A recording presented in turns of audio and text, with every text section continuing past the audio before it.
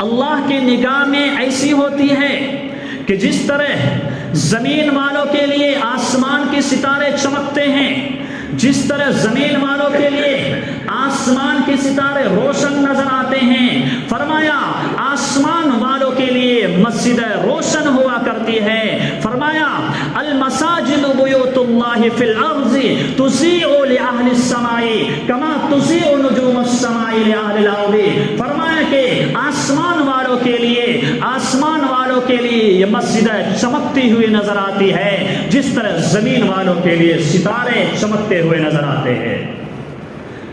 اللہ کے رسول صلی اللہ علیہ وسلم نے دوسرے مقام پر ارشاد فرمایا کہ جو شخص مسجد میں ہمیشہ جاتا ہے، جن کا جانا آنا مسجد میں لگا رہتا ہے، صبح بھی مسجد میں جاتا ہے، شام بھی مسجد میں جاتا ہے، ہر وقت وہ مسجد میں جاتا رہتا ہے، نمازوں کی پابندی کرتا رہتا ہے، فرمایا کہ جو شخص صبح مسجد میں داخل ہوتا ہے، اللہ تبارک و تعالیٰ کے یہاں پر اس کے لیے ایک دسترخوان تیار کر دیا جاتا ہے، اور فرمایا کہ اگر شام کو مسجد میں جاتا ہے تو اللہ تبارک و تعالیٰ اس کے لیے شام کے وقت جو ہے دسترخوان لگا دیتا ہے۔ فرمایا من غدا الى المسجد وراح اعد اللہ له نزله من الجنة كلما غدا او راح۔ فرمایا جب بھی صبح شام وہ مسجد میں داخل ہوتا ہے، اللہ اس کے لیے دسترخوان تیار کر کے جنت میں انتظار کرتے ہیں۔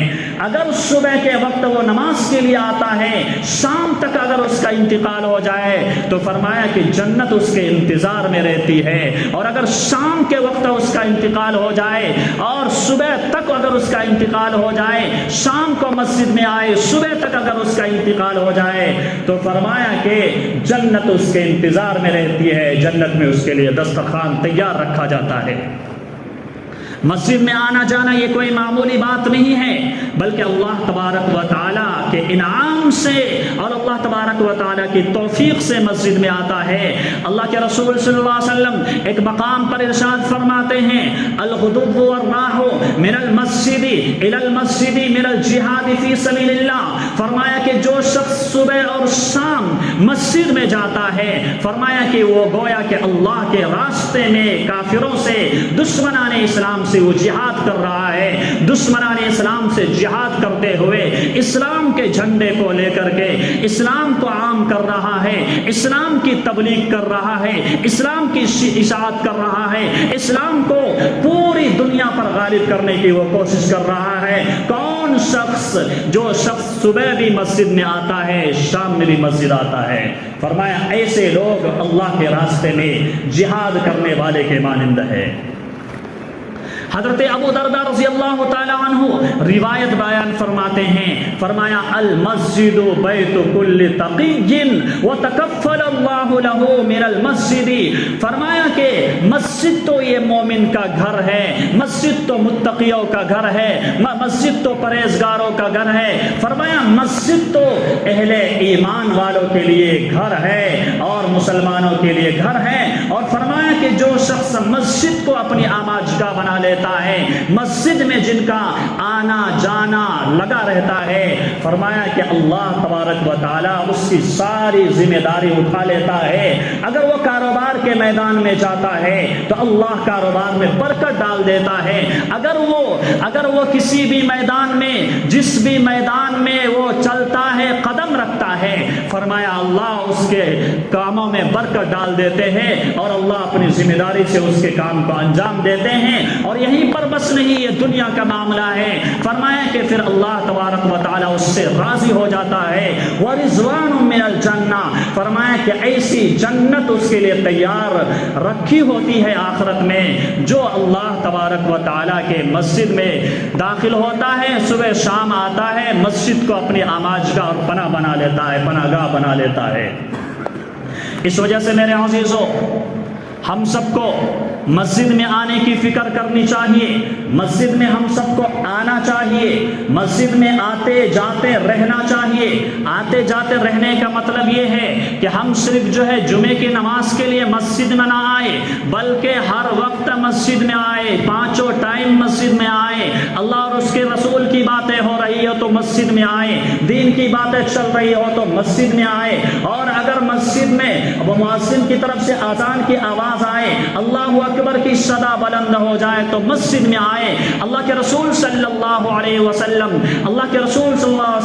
اما عائشہ کے گھر میں موجود رہا کرتے تھے، چولہے پر موجود رہا کرتے تھے۔ اما عائشہ روایت کرتی ہے، آقا مدنی کی سب سے چہیتی اور لاڈلی بیوی بیان کرتی ہے کہ جب اللہ کے رسول صلی اللہ علیہ وسلم کے کانوں میں مسجد کے مینارے سے یہ آواز آتی، اللہ اکبر حیا علی الصلاۃ حیا علی الفلاح، تو فوراً اللہ کے رسول صلی اللہ علیہ وسلم میرے حجرے سے نکل جاتے اور اس طرح نکل آتے، ایسا معلوم ہوتا تھا کہ ہمیں پہچانتے ہی نہیں ہے۔ آج میرے عزیزوں ہمارے کانوں میں مسجد کی اذان کی آواز آ رہی ہے، اللہ اکبر کی آواز آ رہی ہے، کاروبار میں ہم مصروف ہیں، ہمارے کانوں میں جو نہیں رینگتی ہے۔ میرے عزیزوں آج ہمارے کانوں میں حیا علی الصلاۃ کی آواز آتی ہے، چائے کی دکان پر بیٹھے ہیں، ہماری باتیں بند نہیں ہوتی ہے۔ میرے عزیزوں مسجد کے مینارے سے حیا علی الفلاح کی آواز آتی ہے، آؤ کامیابی کی طرف۔ ہم ٹی وی ریموٹ لے کر بیٹھے ہوئے رہتے ہیں، نیوز دیکھتے ہوئے رہتے ہیں، سیریل اور جو ہے نہ جانے کیسی کیسی خرافات اور گناہ کے کاموں میں ہم مصروف رہتے ہیں۔ میرے عزیزوں یہ اللہ تبارک و تعالیٰ کے خلاف بہت بڑی بغاوت ہے، اللہ تبارک و تعالیٰ کے خلاف اور اللہ تبارک و تعالیٰ کے دربار میں اور اللہ تبارک و تعالیٰ کے لیے بہت بڑی نافرمانی ہے۔ میرے عزیزوں قرآن کریم میں ارشاد فرمایا ہے، وَمَنْ أَظْلَمُ مِمَّنْ مَنَعَ مَسَاجِدَ اللَّهِ أَن يُذْكَرَ فِيهَا اسْمُهُ وَسَعَىٰ فِي خَرَابِهَا، فرمایا کہ اس سے بڑا ظالم کون ہو سکتا ہے، اس سے بڑا ظالم اور اس سے بڑا ظلم کرنے والا، اس سے بڑا جبر کرنے والا، اس سے بڑا ظالم انسان کون ہو سکتا ہے اس روئے زمین پر، اس آسمان کے نیچے اس زمین کے اوپر ظالم کون ہو سکتا ہے؟ فرمایا کہ وہ شخص بہت بڑا ظالم ہے جو لوگوں کو مسجد سے روکے، جو لوگوں کو مسجد میں آنے سے منع کرے۔ میرے عزیزو ہم یہ سمجھتے ہیں، ہمارے ذہن میں یہ آتا ہے کہ مسجد سے روکنے والا تو وہ ظالم ہے جو مسجدوں کے اوپر بلڈوزر چلوا رہا ہے، مسجدوں سے روکنے والا تو وہ شخص ہے جس نے بابری مسجد کو مندروں میں تبدیل کیا۔ ہم یہ سوچتے ہیں مسجد سے روکنے والا تو وہ شخص ہے جس نے گیان وابی مسجد کے تہخانے میں مورتیاں رکھوائی۔ ہم یہ سمجھتے ہیں جو ہماری مسجدوں پر تیرچھی نگاہوں سے دیکھتا ہے، جو ہماری مسجدوں کو توڑنے کی کوشش میں لگے رہتے ہیں، جو ہماری مساجد کو مسمار کرنے کی کوشش میں لگے رہتے ہیں، پلاننگ تیار کرتے ہیں، اسکیمیں تیار کر رہے ہیں، وہ ظالم ہے۔ میرے عزیزوں وہ تو ظالم ہے ہی، اس کے ظالم ہونے میں کوئی شک نہیں، اس کے ظالم ہونے میں کوئی دو رائے نہیں، لیکن ظالم وہ بھی ہے جب مسجد کی اذان، مسجد کے مینارے سے حیا علی الصلاۃ کی آواز آئے پھر وہ مسجد کی طرف نہ آئے۔ فرمایا یہ بھی ظالم ہے، حیا علی الفلاح کی آواز آئے پھر وہ مسجد کی طرف نہ آئے، نماز پڑھنے کے لیے نہ آئے، تو فرمایا کہ وہ بھی ظالم ہے، وہ بھی جو ہے اسی کے صف میں شامل ہے۔ کیوں؟ اس وجہ سے کہ اللہ تبارک و تعالیٰ کا عام اعلان ہو رہا ہے، اللہ تبارک و تعالیٰ کا بلاوا ہو رہا ہے، اللہ تبارک و تعالیٰ پکار کر کے بلا رہا ہے، ایک ٹائم نہیں، دو ٹائم نہیں، بلکہ پانچ اوقات، پانچ ٹائم مسجد کے مینارے سے بلا رہا ہے، اور ہم مسجد کی طرف نہیں آ رہے ہیں، تو یہ بھی اس اعتبار سے ہم بھی ظالم ہیں۔ مفسرین فرماتے ہیں یہ بھی اسی صف میں شامل ہے جو مسجدوں کو مسمار کرنے والے ہیں، مسجدوں کو منہدم کرنے والے ہیں، مسجدوں کو توڑنے والے۔ فرمایا یہ بھی اسی صف میں شامل ہے، اسی کے جماعت میں شامل ہے، اسی کے گروپ میں شامل ہے، اسی کے ساتھ شامل ہے۔ جس طرح اس کو ظالم کہا جائے ایسے لوگوں کو بھی ظالم کہا جائے۔ اس وجہ سے میرے عزیزو ہم یہ نہ سمجھے کہ ہم تو ایمان والے ہیں، ہم تو مسلمان ہیں، ہم تو رسول اللہ کی رسالت کا اقرار کرتے ہیں، ہم اللہ کی وحدانیت کا اقرار کرتے ہیں، ہم تو قرآن والے ہیں، ہم ظالم کہاں ہیں؟ فرمایا یہ بھی ظالم ہے جو مسجد کی اذان کی آواز کو سن کر کے، حی علی الصلاۃ کی آواز کو سن کر کے، حی علی الفلاح کی آواز کو سن کر کے، الصلاۃ خیر من النوم کی آواز کو سن کر کے بستروں میں پڑے رہتے ہیں۔ فرمایا یہ بھی ظالم ہے، یہ بھی بدماش ہے۔ یہی وجہ ہے میرے عزیزو، آج مسلمان اس روئے زمین پر، میں ہندوستان کی بات کر رہا ہوں، ہندوستان میں مسلمانوں کی تعداد بہت زیادہ ہے، لیکن مسلمانوں کی حیثیت کیا ہے؟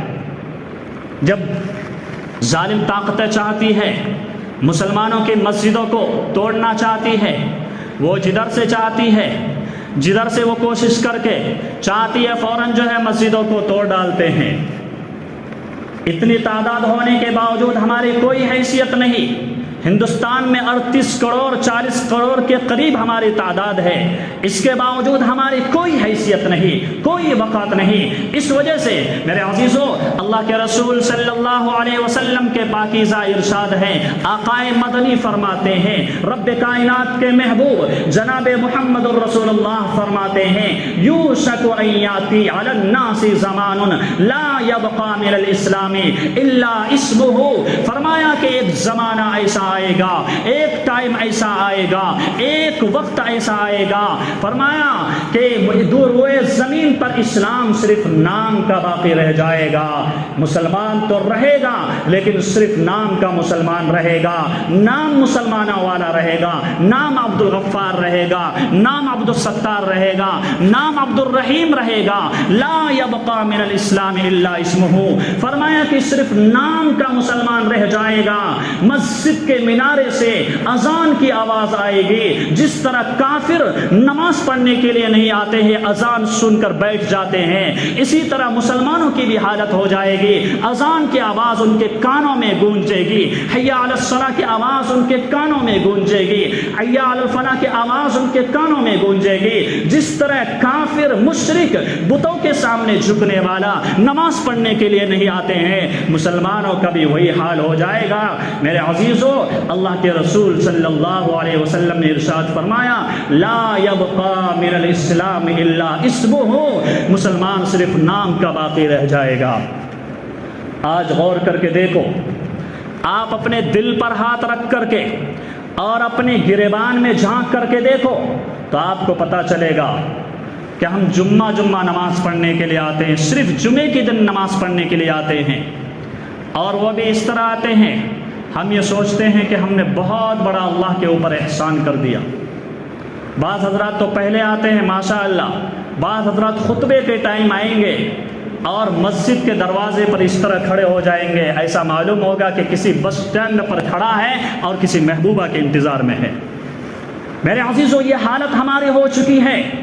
جب میرے عزیزو ہماری یہ حالت ہو جائے تو دشمنان اسلام ہمارے خلاف، دشمنان اسلام کو ہمارے خلاف پلاننگ کرنے کی ضرورت نہیں، ان کو کوشش کرنے کی ضرورت نہیں، وہ ہمارے خلاف ان کے لیے اسکیمیں تیار کرنے کی ضرورت نہیں، کیونکہ ہم خود ہی باہر ہے تو ہمیں اچکنے کے لیے ایک تو شیطان ہے اور اسی طرح انسانوں کی شکل میں دشمنان اسلام بھی موجود ہے۔ فرمایا لا یبقى من الاسلام الا اسمہ، ایک زمانہ ایسا آئے گا صرف نام کا مسلمان رہ جائے گا، جمعے کی نماز پڑھنے کے لیے آئے گا، جنازے کی نماز تیار ہو جنازے کی نماز پڑھنے کے لیے آئے گا، اور اگر عید بقرعید کی نماز کا وقت آ جائے تو سب سے پہلے نماز پڑھنے کے لیے آئے گا۔ اس کے علاوہ آپ کو وہ کسی نماز میں نظر نہیں آئے گا۔ جمعے کی نماز میں بھی کیوں آتے ہیں؟ معلوم ہے آپ کو کیوں آتے ہیں؟ آؤ میں آپ کو بتاتا ہوں کیوں آتے ہیں۔ آفس سے اگر جمعے کی نماز پڑھنے کے لیے نہیں آئیں گے، آفس کا مالک غیر مسلم، کمپنی کا مالک غیر مسلم اگر جمعے کی نماز پڑھنے کے لیے نہیں آئیں گے تو وہ بھی لعنت بھیجیں گے، کیسے مسلمان ہو؟ کتنا گرا ہوا انسان ہو، آج جمعے کا ٹائم ہے، جمعے کا دن ہے، پھر بھی نماز پڑھنے کے لیے نہیں آتے ہو۔ اس وجہ سے اس کے شرم کی وجہ سے، حیا کی وجہ سے، غیرت کی وجہ سے اپنی عزت کو بچانے کے لیے کسی طرح مسلمانوں کے لسٹ میں شامل رکھنے کے لیے جمعے کی نماز پڑھنے کے لیے آ جاتے ہیں۔ فرمایا لا یبقى من الاسلام الا رسمه۔ اور دوسری بات اللہ کے رسول صلی اللہ علیہ وسلم نے اسی حدیث میں ارشاد فرمایا کہ ایک زمانہ ایسا آئے گا لا یبقى من القرآن الا رسمه، فرمایا کہ قرآن صرف الفاظ کی شکل میں موجود رہ جائیں گے۔ قرآن مسلمانوں کی زندگی میں نہیں، مسلمان امانت داری نہیں بلکہ خیانت داری کریں گے، مسلمان دھوکہ دیں گے، مسلمان نماز چھوڑیں گے، مسلمان ایک دوسرے کی گردن کو ناپنے کے چکر میں، ایک دوسرے کی گردن کو مارنے کی چکر میں لگے ہوئے رہیں گے، کسی کو ستانے کے میں لگے ہوئے رہیں گے۔ فرمایا کہ لا یبقى من القرآن الا رسمه، ایک ایسا زمانہ آئے گا فرمایا قرآن صرف الفاظ اور حروف کی شکل میں رہ جائیں گے، صرف قرآن الفاظ کی شکل میں رہ جائیں گے، مسلمانوں کی زندگی سے قرآن کا کوئی تعلق نہیں رہے گا۔ آج میرے عزیزو یہی حال ہے، افسوس کے ساتھ یہ کہنا پڑتا ہے، قرآن کریم کی تفسیر ہوتی ہے، نماز پڑھنے کے لیے آتے ہیں، معلوم ہے تفسیر ہوتی ہے، اس کے باوجود جو ہے مسجد سے چلے جاتے ہیں۔ میرے عزیزوں قرآن کو سمجھنے کی ضرورت ہے، قرآن کو طاقوں میں سجانے کی ضرورت نہیں، قرآن کو اپنے سینے میں بسانے کی ضرورت ہے، اپنے سینے میں سجانے کی ضرورت ہے۔ فرمایا کہ ایک زمانہ ایسا آئے گا، تیسری بات اس حدیث میں ارشاد فرمایا کہ وَمَسَاجِدُهُمْ عَامِرَةٌ وَخَرَابٌ مِّنَ الْهُدَىٰ، مسجدیں بڑی عالی شان ہوں گی لیکن مسجدیں نمازیوں سے بالکل خالی ہوں گے۔ آج دیکھو آپ، کولر کا انتظام، فین کا انتظام، وضو خانے کا انتظام، مسجد بڑی عالی شان، بڑی خوبصورت، بہت دلکش مناظر والی مسجدیں بنی ہوئی ہیں، مسجدوں میں کوئی کمی نہیں، لیکن آپ جب دیکھیں گے نمازیوں کی کوئی تعداد نہیں، نماز پڑھنے والے کوئی بھی موجود نہیں ہے۔ میرے عزیزوں فرمایا وہ مساجدہم عامرۃ وخراب من الہدیٰ، مسجدیں بڑی عالی شان بنی ہوگی، مسجدیں بڑی خوبصورت بنی ہوگی، مسجدیں بہت اچھی بنی ہوئی ہوگی، لیکن مسجدوں میں نماز پڑھنے والے نہیں ہوں گے۔ میرے عزیزوں اگر ہم یہ کہیں، اگر میں یہ کہوں کہ دشمنان اسلام کو ہمیں ختم کرنے کی ضرورت نہیں، ہم خود ختم ہو چکے ہیں۔ دشمنان اسلام کو مسجدوں کو توڑنے کی ضرورت نہیں، ہم خود مسجد کو غیر آباد کر کے مسجدوں کو مسمار کر رہے ہیں۔ ہم سے کوئی شخص کہنے لگا مولوی صاحب بابری مسجد چلی گئی، گیا نوابی مسجد کے تہہ خانے میں مورتیاں رکھ دی گئی، کیا کیا جائے؟ میں بولا بھائی اگر تم نماز پڑھنے کے لیے صرف جمعے کے دن آؤ گے، جب نماز پڑھنے کے لیے صرف جمعہ آؤ گے، عید بقرعید میں آؤ گے اور جنازے میں آؤ گے، تو پھر تو یہی حال ہونا ہے ہر مساجد کا۔ خود ملکاج گری اور مولا علی کے اطراف میں 10 مساجدیں ایسی ہیں کہ جو کھنڈرات میں بدلی ہوئی ہے، وہ غیر آباد ہے، کوئی نماز پڑھنے والا نہیں ہے۔ اس وجہ سے میرے عزیزوں مسجدوں کو آباد رکھنے کی ضرورت ہے۔ مسجدوں کو صرف جمعے کے لیے نہیں بنایا گیا ہے، مسجدوں کو صرف عید بقرعید کے لیے نہیں بنایا گیا ہے، بلکہ ہر دن کے لیے 5 اوقات کے لیے مسجدوں کو بنائی گئی ہے۔ اس وجہ سے میرے عزیزوں ہر اوقات کو، ہر ٹائم میں اپنے پیشانی سے، اپنے سجدوں سے مسجدوں کو آباد رکھیے۔ جب آپ میرے عزیزوں جمعے کی نماز کے لیے باہر نکلتے ہیں تو دشمنان اسلام کے دل دھک دھک کرنے لگتے ہیں۔ جب آپ میرے عزیزوں روزانہ مسجدوں میں نماز پڑھنے کے لیے آئیں گے تو دنیا کی کوئی طاقت مسلمانوں کو ختم نہیں کر سکتی، دنیا کی کوئی طاقت ہماری مسجدوں کی طرف میلی نگاہ سے نہیں دے سکتی۔ بس ضرورت اس بات کی ہے کہ ہم جو ہے مسجد کو آباد کرنے والے بن جائے، بس ضرورت اس بات کی ہے کہ مسجدوں سے ہماری پیشانی آباد